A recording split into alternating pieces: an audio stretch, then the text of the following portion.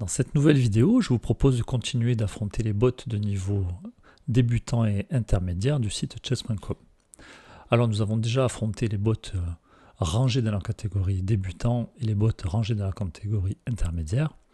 Ici, on va s'intéresser aux bots qui sont rangés dans la catégorie créateurs de contenu. Donc la plupart sont des youtubeurs ou des gens qui travaillent beaucoup sur Twitch. Donc nous avons plusieurs bots de différents niveaux. On va essayer d'affronter ceux qui sont inférieurs à 1300-1400 Elo. En commençant par le plus faible. Ici, le bot le plus faible qui apparaît, c'est Arimac. Alors pour ceux qui ne connaissent pas Arimac, c'est un célèbre youtubeur qui fait du rap freestyle aux États-Unis. Donc 600 Elo, on est sur un bot de niveau débutant. Voire qui tend à être niveau intermédiaire, sachant que pour des robots, on va plutôt considérer que ce sont des robots débutants, puisque normalement, assez rapidement dans la partie, ces robots classés 600 Elo font des erreurs. Donc au niveau stratégie, on va mettre le roi à l'abri rapidement, faire attention à ce que nos pièces soient protégées, et puis surtout, on va regarder les cadeaux que va nous faire notre adversaire. Je vous propose de commencer de laisser le choix à notre adversaire s'il désire jouer avec les pièces blanches ou avec les pièces noires. C'est parti. Notre adversaire qui ouvre avec E4. On va répondre par D5, la défense scandinave. En général, le coup le plus standard, c'est de prendre. Notamment, ça évite que l'adversaire pousse en E5. Et après, on va vraiment développer les pièces. Alors, je vais peut-être pas sortir de suite le cavalier pour éviter qu'il y ait un échange. Je vais sortir l'autre cavalier qui permet de contrôler des pièces centrales. Puis je regarde ce que vient de faire mon adversaire, déjà. Est-ce qu'il menace quelque chose? Bon, toutes ces cases sont protégées. Puis moi, j'avais envie d'attendre avant de sortir mon cavalier à F6. Maintenant qu'il a déplacé son cavalier, je peux le faire sans souci. Alors maintenant, je peux très bien sortir mon fou de case blanche. Ou alors avancer mon pion E pour ouvrir la diagonale à mon fou de case noire qui en plus attaquera son cavalier. Le problème, c'est que si j'avance mon pion E d'une seule case, je vais enfermer mon fou de case blanche. Mais je peux aussi avancer mon pion E de 2 cases, qui sera donc protégé par mon cavalier. Je pense que c'est ce que je vais faire, au moins j'aurai mes 2 fous qui pourront jouer. Donc je joue E5. Donc j'ai pas peur que mon adversaire prenne. Petit ralentissement du site, ça arrive. Mon adversaire qui a vu, c'est pas un coup qui est facile à voir chez les débutants, que lorsque j'avance un pion, ou que mon adversaire avance un pion, des fois ça ouvre une autre pièce, et donc ça découvre l'attaque d'une autre pièce. Donc voilà, il y a des joueurs à 600 Elo qui pourraient rater cette attaque. Ok. Très souvent chez les débutants, un coup standard en développant le fou serait d'aller clouer le cavalier, puisqu'il se retrouve face à la dame. Alors ici, c'est pas un clouage absolu. C'est un clouage qu'on appelle un clouage relatif. Pourquoi? Parce qu'ici, mon adversaire, au niveau de la règle du jeu, il a le droit de déplacer son cavalier. Mais il prend le risque de perdre sa dame. Alors que si ce n'était pas la dame, mais le roi qui était en face, on aurait un clouage absolu, c'est-à-dire que la règle interdirait à mon adversaire de déplacer son cavalier. Puisque sinon, le roi se retrouvera en échec. Alors, on va continuer de développer les pièces afin de mettre le roi à l'abri. Il faut que je trouve une case pour mon fou, donc je ne peux pas le mettre en C5, sinon il se ferait capturer. Je peux le mettre ici en D6. Pour le moment, sa diagonale serait obstruée par mon pion. Mais en voyant ça, je me dis, mais puisque ce pion obstrue mon fou, peut-être que j'ai envie d'avancer ce pion. Alors c'est que si j'avance ce pion, l'attaque le cavalier, ce cavalier qui est cloué, sinon mon adversaire risque de perdre sa dame. Donc on a très envie de jouer E4 ici. Alors le problème c'est qu'on n'a pas fini le développement, on n'a pas roqué, donc on hésite à jouer ce coup-là. D'ailleurs, très certainement que mon adversaire, si je pousse E4, il ne sera pas obligé de déplacer tout de suite son cavalier. Il pourra très bien mettre la dame d'abord en face. Du coup, mon pion sera cloué, puisque sa dame fera face à mon roi. Et donc là, ça fait beaucoup de choses à calculer. Alors, pas sûr que ce soit facile de calculer ça à niveau 600 Elo, mais on va essayer de le faire. J'avance mon pion. Que peut faire mon adversaire? Alors, s'il bouge le cavalier, je gagne sa dame. Maintenant, il faut que je me méfie parce que j'ai encore mon roi qui est au centre. Donc, il faut que j'anticipe. E4, pardon. Dame E2. Du coup, mon pion est cloué. Je ne peux pas prendre le cavalier. Donc, il faut que je décloue.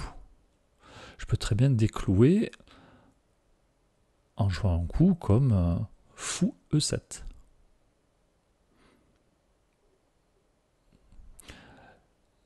Mais du coup, mon adversaire pourrait prendre mon pion.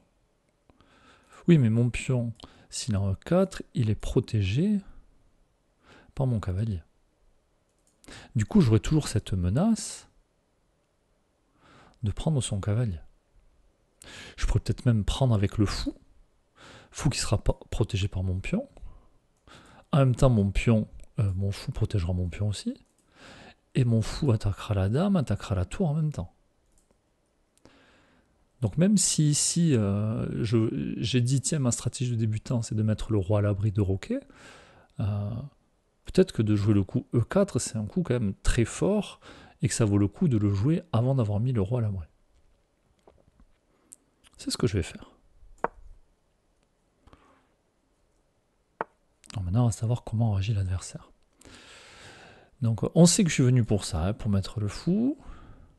Ensuite, je vais faire une fourchette sur la dame et la tour. Maintenant, il faut quand même que je me méfie. Quel va être le prochain coup de mon adversaire? J'ai ce fou qui attaque le pion, qui peut faire échec. Oui, mais je pourrais toujours reprendre du roi. Est-ce que je crains quelque chose de mon adversaire? Si je prends son cavalier ne pourra pas rebondir. Donc j'ai pas l'impression qu'il y ait grand danger à prendre ce cavalier et à retarder le fait de mettre mon roi à l'abri. Puis je pense que mon adversaire va devoir se poser des questions. Comment il fait pour sauver sa dame ici? Il n'y aura pas beaucoup de coups d'ailleurs pour qu'il puisse sauver sa dame. Le seul que je vois ici, c'est le fou qui revient.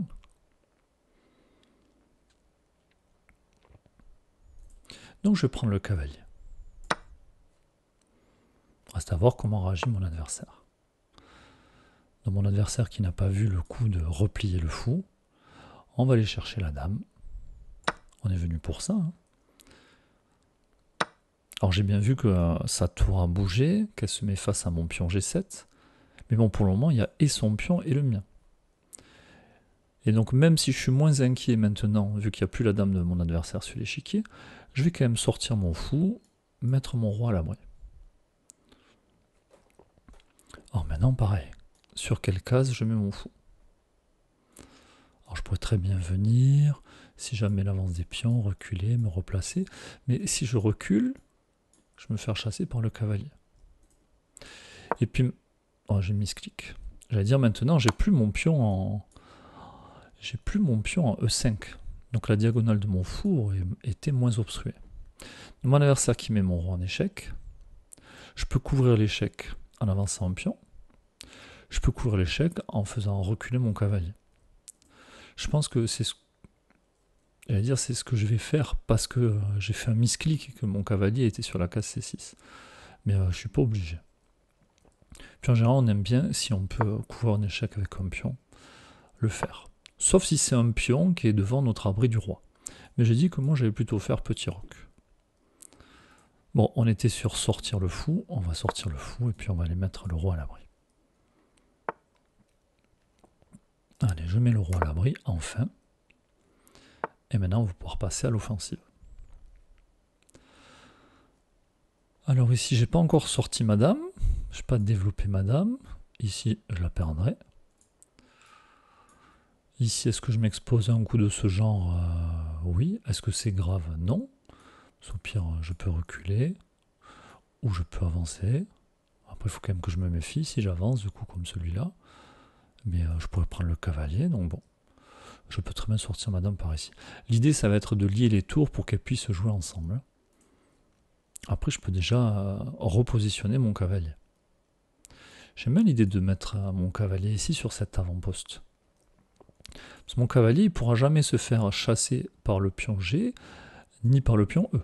L'adversaire n'a plus de pion E, et le pion G, maintenant qu'il est en G3, il ne peut plus reculer. Donc la seule possibilité pour mon adversaire de se débarrasser de mon cavalier, ça va être de le prendre avec le fou. Donc moi, de toute façon, il est protégé. Donc mon adversaire a vu que j'attaquais la tour au passage. Alors pourquoi j'aime bien mettre mon cavalier ici? Parce que il contrôle des cases autour du roi, tout simplement. Si son fou n'était pas là, son cavalier non plus, bien entendu, on pourrait faire des dégâts. Donc je vais juste décaler légèrement ma dame pour qu'elle reste en face du roi en fait. Je vais même rajouter une autre tour en face du roi. Je vais augmenter la pression. Et mon adversaire d'ailleurs qui préfère se débarrasser de ce cavalier qui l'embêtait.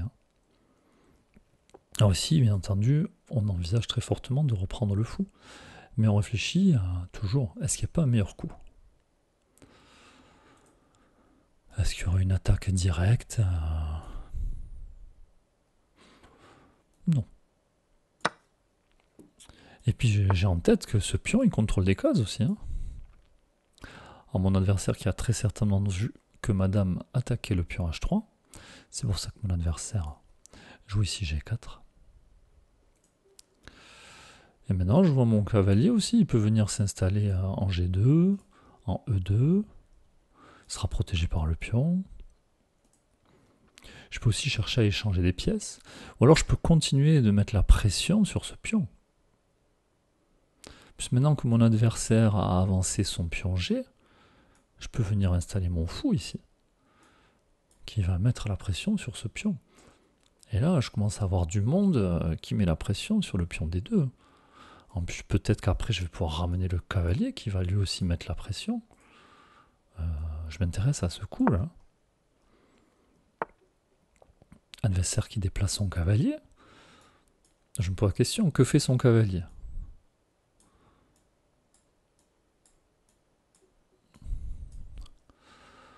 Bon. Il attaque mon pion B, mon pion B7. Il attaque ma dame, je pense que c'est surtout ça qui m'inquiète. Il faut que je réagisse à ça. Alors mon pion B, si je le perds, c'est pas très grave. Parce que moi j'aime bien l'idée d'avoir la dame en face du roi.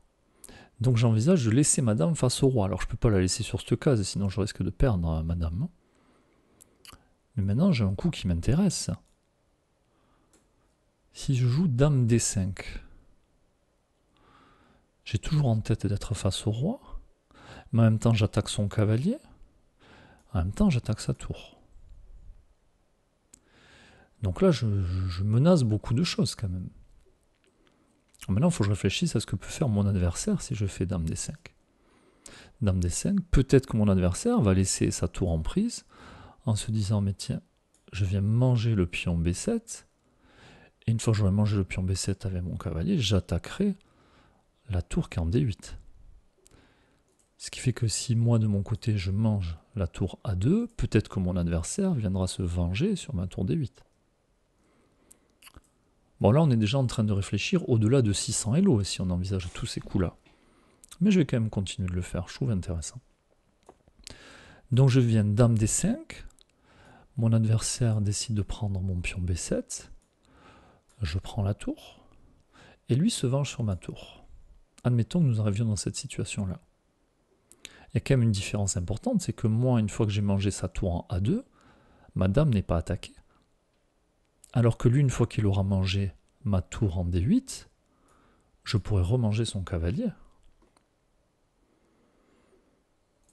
Donc du coup, je pense que mon coup de dame D5 est un coup très intéressant, qui forcera peut-être mon adversaire, je pense pour lui le meilleur coup, c'est de revenir en B3. Et donc j'aurai toujours ma dame, ma tour, mon fou, en train de mettre la pression sur ce pion D2, et puis au prochain coup, je pourrais peut-être ramener mon cavalier. Donc là, je pense que c'est très intéressant comme coup ici de jouer dame D5. Voyons comment réagit mon adversaire. Alors il décide de prendre le pion B7, c'est ce qu'on avait envisagé, et on a dit ici, même s'il attaque notre tour, on a dit on va aller manger une de ses tours. Et du coup, on n'a pas peur qu'il mange la nôtre, puisque nous, elle était protégée par l'autre tour. Mon adversaire qui décide de déplacer sa tour. Donc maintenant, si je peux épargner ma tour, la sauver, hein, plutôt que d'échanger, même s'il y avait le matériel que j'ai d'avance, je pourrais très bien échanger son cavalier contre une de mes tours. Hein. Bon alors je réfléchis. Si je joue dame D7, parce que j'aime bien l'idée d'avoir la tour toujours en face du roi. Hein. J'ai peur que mon adversaire revienne en B5, qu'il rattaque ma tour et que je perde du temps. Donc pour éviter d'être embêté par ce cavalier, on nous conseille de nous mettre soit dans la diagonale avec une case entre le cavalier et la pièce où on ne veut pas être embêté, ou alors de mettre 2 cases entre le cavalier et notre pièce. Le problème, c'est que si je joue dame D5, ça va empêcher ma dame de revenir. Mais bon, ma dame, pour le moment, elle craint pas grand-chose. Et puis, elle menace aussi ce pion à 4. Bon. Ici, on va juste se contenter de mettre la tour à l'abri. Et puis, je pourrai aussi doubler les tours une fois qu'il n'y aura plus le cavalier qui protégera cette case. Donc, mon adversaire qui avance le pion, au moins, je ne pourrai plus mettre la pression sur ce pion des deux. Maintenant, je vois des fous qui se regardent. Comme moi tout à l'heure, quand j'avais avancé mon pion, ça a libéré la diagonale du fou. En plus, mon fou, à moi, il n'est pas protégé. Hein. Bon, on a du matériel d'avance ici. Je crois que le plus simple, c'est d'échanger les fous. Et en plus, j'allais dire, si jamais mon adversaire décide de remanger mon fou, ici, j'ai un coup intéressant, ce serait de faire dame échec. Et sur roi bouge, ma dame qui peut aller gagner l'autre tour.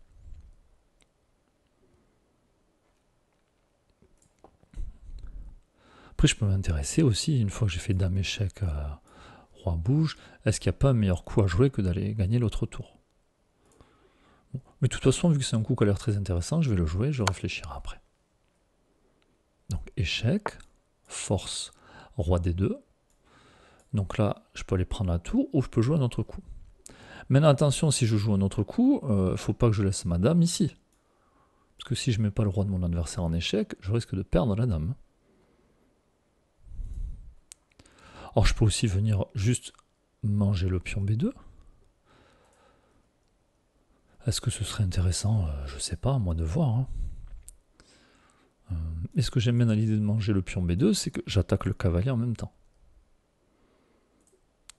Et puis après, ça détruit des pions qu'il y a autour du roi. Et donc mes tours pourront facilement jouer. Alors que là, mes tours, elles ont du mal à jouer parce qu'il y a plein de pions. Hein. Les tours, elles aiment bien quand l'échiquier est presque vide. Bon. Mais je sais pas, entre prendre ce pion, menacer le cavalier, je suis même pas sûr de le remporter. Je pense que pour le moment, on va prendre la tour. Et puis après, on a aussi d'autres pions à aller chercher. Bon, de toute façon, la position ici, elle est très avantageuse pour les noirs. Donc mon adversaire qui joue C4, il attaque ma tour. Donc si j'ai pas envie de la perdre, il faut que je déplace ma tour. Donc premier coup que j'envisage, je monte la tour. Mais il faut que je méfie du roi qui pourra approcher pour venir menacer ma tour. Parce que si je mets ma tour en D4, elle ne sera pas protégée. Et si jamais, après avoir mis ma tour en D4, elle fait attaquer par mon roi et que j'ai envie de protéger mon autre tour, j'oublie pas que son cavalier m'empêche de venir en D8. Donc je vais juste reculer ma tour. Je la mets ici en D7, tout simplement parce que je crée une menace sur son cavalier.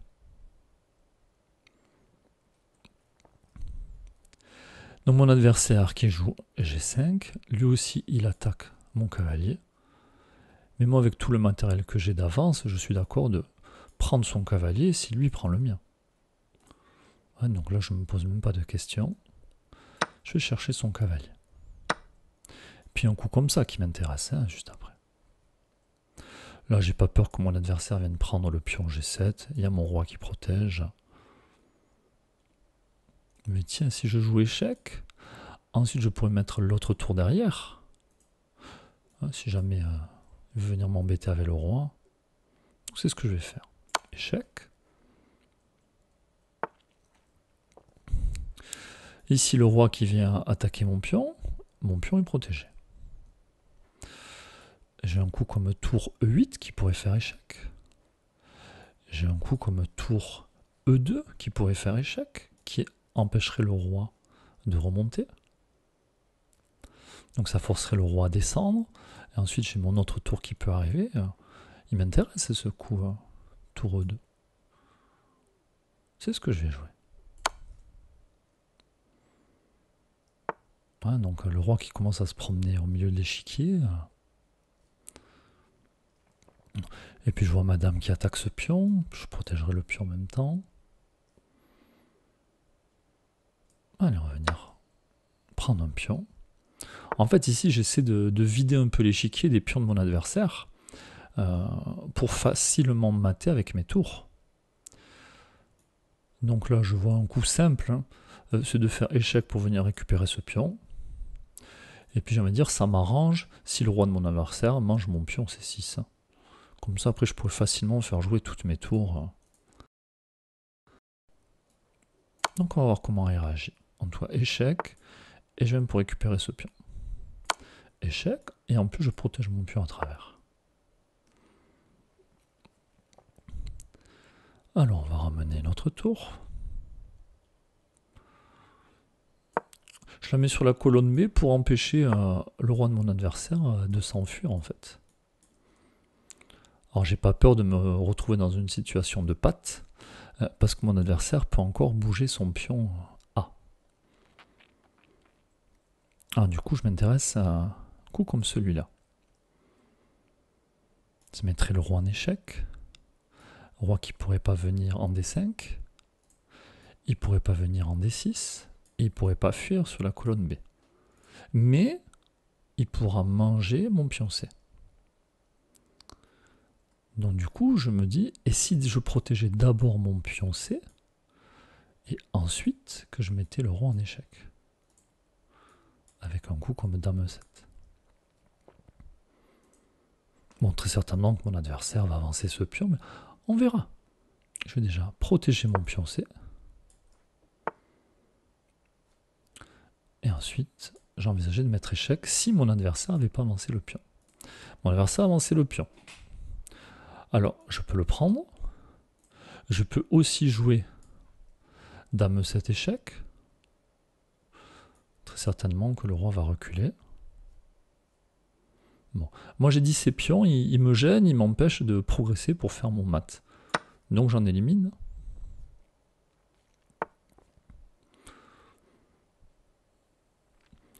Alors maintenant, je vois madame qui couvre cette diagonale. Je mets ma tour en C6. Mais le roi il va pouvoir se venger sur ce pion.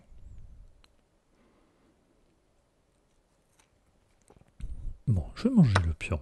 Et maintenant que le roi se retrouve tout nu, hein, je pense que mes tours vont être très efficaces pour finir. Donc on peut faire un mat de l'escalier. Hein. Donc ici, pour éviter les situations où on se retrouverait en patte, on va essayer de jouer tous nos coups de manière à ce que le roi adverse se retrouve en échec. Même si ici, je rappelle, le pion A peut avancer, donc on ne peut pas avoir de patte. Donc il y a ce pion qui peut avancer, on est tranquille.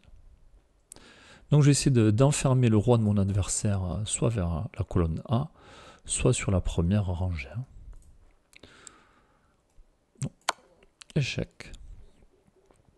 J'essaie de faire en sorte qu'à chaque fois il y ait échec. Je vais avoir du mal à faire échec ici. Parce que si je fais échec, je perds. Ah, mais j'ai celui-là d'échec. ma tour protégerait la case C3. Alors on y va. Échec.